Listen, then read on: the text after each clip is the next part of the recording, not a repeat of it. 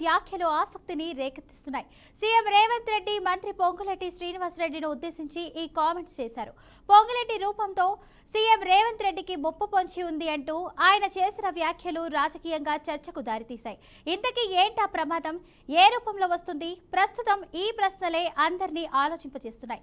ఇక ఇదే అంశానికి సంబంధించి మరింత విశ్లేషణ మా మేనేజింగ్ డైరెక్టర్ రాజేంద్ర అందిస్తారు. రాజేంద్ర, చెప్పండి, ఈ వ్యాఖ్యలను ఎలా చూడాలి అంటారు? Thank you Fatima. ఇవాళ తెలంగాణ రాజకీయం గమనిస్తున్నప్పుడు కాంగ్రెస్ ప్రభుత్వం అద్భుతంగా మేము పథకాలను తూచా తప్పకుండా పాటిస్తున్నామని చెప్తున్నటువంటి ప్రభుత్వ వాదన మరొక వైపు, ఆ ప్రభుత్వంలోనే ఉన్నటువంటి నాయకుల వాదన వివిధ అంశాల మీద కొన్ని ఆలోచనలు రేకెత్తిస్తోంది, కొన్ని అనుమానాలను కూడా కలిగిస్తోంది. దాన్ని బేస్ చేసుకునే సిపిఐ సీనియర్ నాయకుడు నారాయణ ఆయన మాట్లాడినటువంటి మాటల్లో లోతైనటువంటి అర్థం ఉంది. అలాగే ఖమ్మం జిల్లాలో అక్కడ ప్రతి మూల వాళ్ళకున్నటువంటి సమాచారం, ఆ పార్టీకి ఉన్నటువంటి పట్టు, వీటిల్ని బట్టి గట్టిగా ఒక వాదన వినిపించాడు ఆయన. ఏమని? ఇవాళ రేవంత్ రెడ్డి ముఖ్యమంత్రిగా ఉన్నాడు, కానీ ఆయనకి ప్రమాదం ఎవరి నుంచి ఎప్పుడు ఎలా వస్తుంది అని అంటే ఈ ఖమ్మం జిల్లాకి సంబంధించిన నాయకుడే, మంత్రి ఎవరైతే ఉన్నారో పొంగులేటి, ఆయన వల్లే ప్రాబ్లం వస్తుంది అన్నటువంటి ఒక విషయాన్ని చాలా స్పష్టంగా ఘాటుగా వినిపించాడు. కారణం ఒకటే, ఇవాళ తెలంగాణ ప్రభుత్వంలో మల్లగుల్లాలు పడుతున్నటువంటి మంత్రులు ఉన్నారు.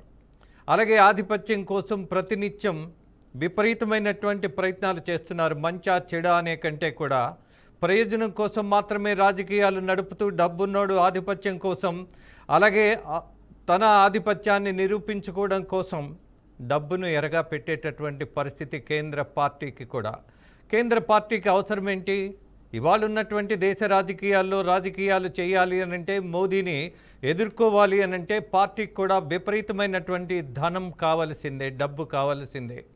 ఆ నేపథ్యంలోనే డబ్బున్నటువంటి బడా కాంట్రాక్టులు ఇవాళ రాజకీయాల్లో తమ ఆధిపత్యాన్ని కొనసాగిస్తున్నారు.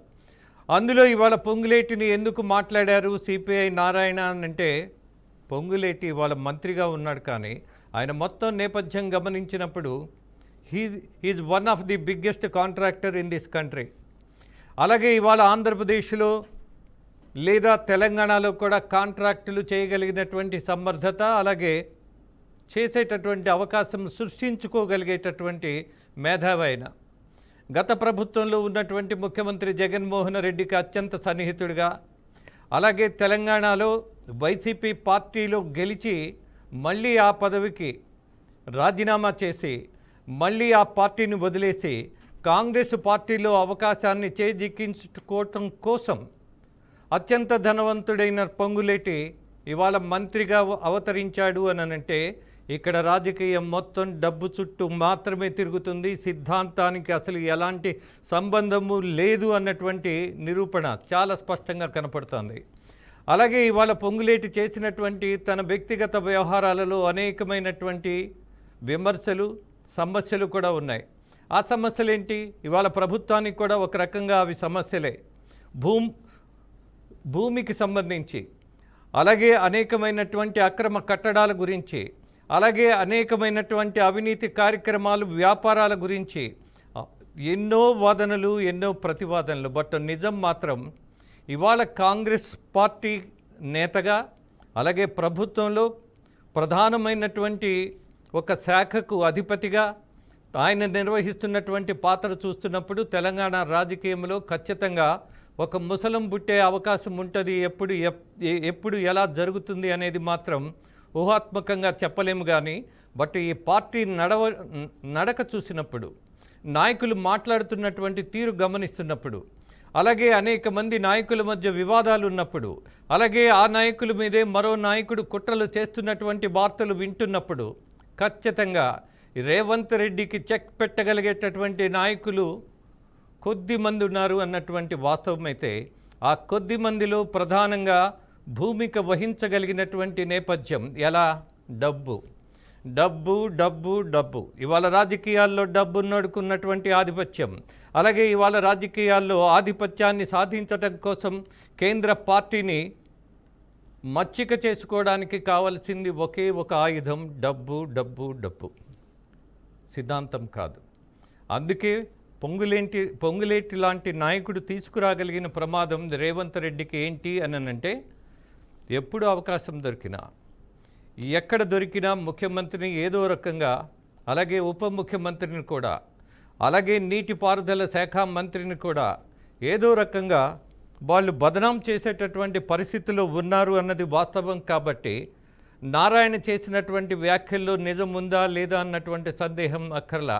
పొంగులేటి లాంటి నాయకులు ఇంకొంతమంది ఉన్నారు కాబట్టి రేవంత్ రెడ్డికి వచ్చే ప్రమాదం ఖచ్చితంగా ఉంటుంది. బట్ అది సక్సెస్ అవుతుందా లేదా అన్నది సెకండరీ. బట్ ప్రయత్నాలు మాత్రం ఇంటర్నల్గా ఈ పార్టీలో ఎప్పుడూ జరుగుతుంటాయి. బట్ రేవంత్ రెడ్డి కొరుకుడు పడేటటువంటి క్యారెక్టర్ కాదు.